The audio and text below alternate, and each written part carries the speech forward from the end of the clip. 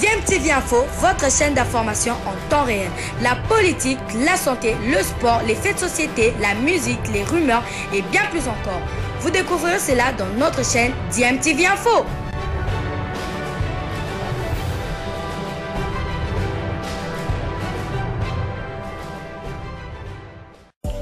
Vous êtes sur DMTV, bonjour ou bonsoir, tout dépend de l'heure à laquelle vous nous suivez. Tout plaisir est pour nous de vous retrouver, mais surtout de savoir que vous êtes nombreux en train de suivre votre chaîne YouTube DMTV. DMTV qui vous propose l'actualité, vous propose également des analyses et des réflexions sur des sujets d'actualité, sur des faits sociaux, tout simplement sur des réalités que nous observons ici chez nous en République démocratique du Congo.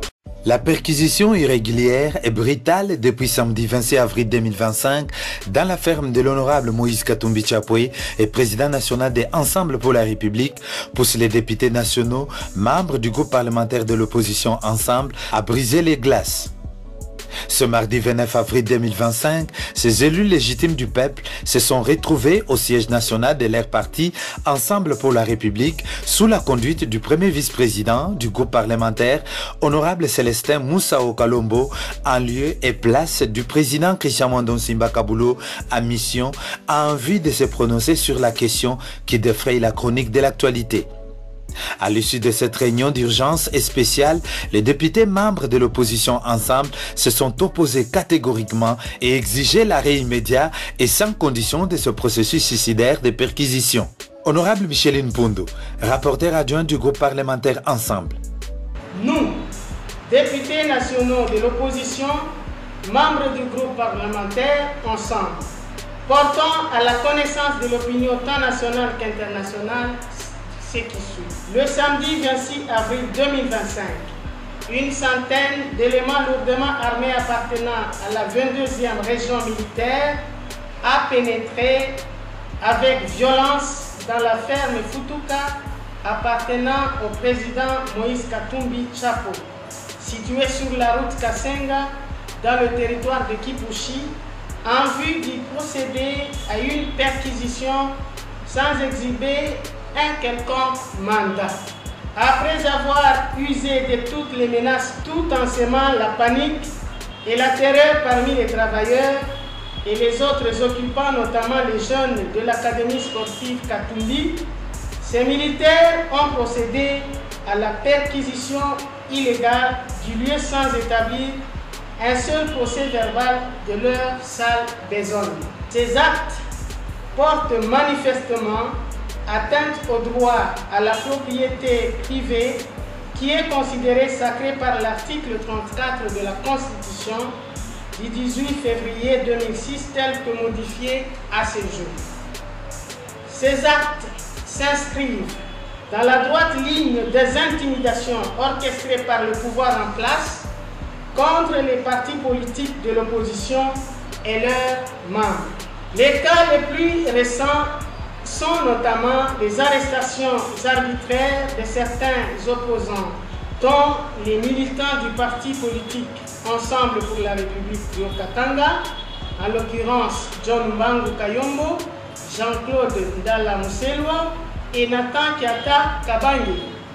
Le refus catégorique du ministère des Affaires étrangères de délivrer au président Moïse Katumbi son passeport, la suspension des activités du parti politique de l'opposition PPRD, ainsi que la réouverture des poursuites judiciaires contre l'honorable Matata Pogno Augustin sans la levée préalable de ses immunités parlementaires. De tout ce qui précède, déclarons ce qui suit. Rappelons au régime au pouvoir que la place des militaires lourdement armés doit se trouver dans l'est de notre pays et non dans une ferme privée qui, elle, a pour mission principale de combattre la famine, qui est une menace permanente contre notre population. Condamnons avec la dernière énergie cette pratique qui non seulement installe un climat d'insécurité au sein de la population congolaise, mais aussi et surtout détériore le climat des affaires tout en décourageant les personnes de bonne foi qui décident d'investir au Congo. Exigeons la fin immédiate de cette mission illégale, le retrait sans condition de ces commandos de la mort et l'ouverture des enquêtes sérieuses contre leurs auteurs. Invitons enfin le pouvoir en place d'assumer pleinement ses responsabilités en vue d'assurer la sécurité des personnes ainsi que de leurs biens et de garantir à tous les Congolais sans distinction aucune le respect de leurs droits fondamentaux inscrits dans notre Constitution.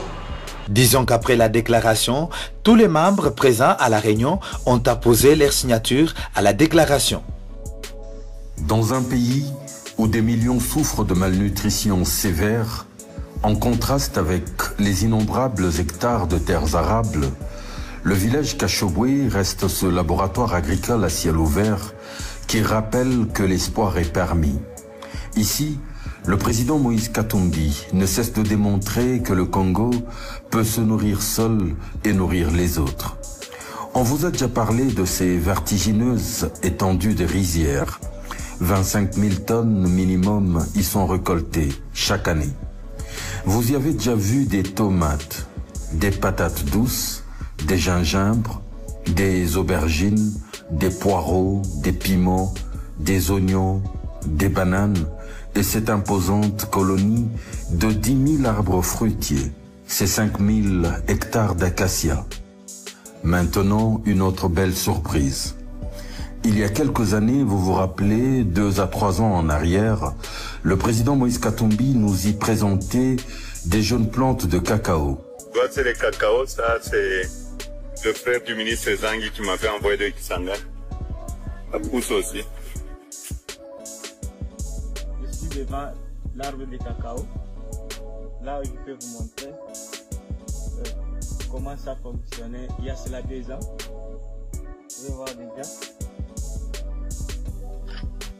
Vous pouvez voir déjà, vu que c'est vert, c'est pas encore prêt. De l'autre côté, je peux vous montrer ceux qui sont prêts. Nous en avons un tas de cacao ici. C'est toujours à Kachobwe, faut pas oublier. Je vous montre ce qui est ici.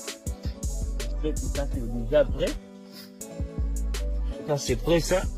Comme vous remarquez, ça c'est prêt. Je peux même les prendre, comme vu que c'est prêt.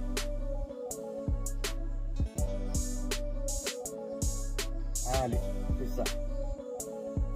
Ça se mange, tu peux même manger.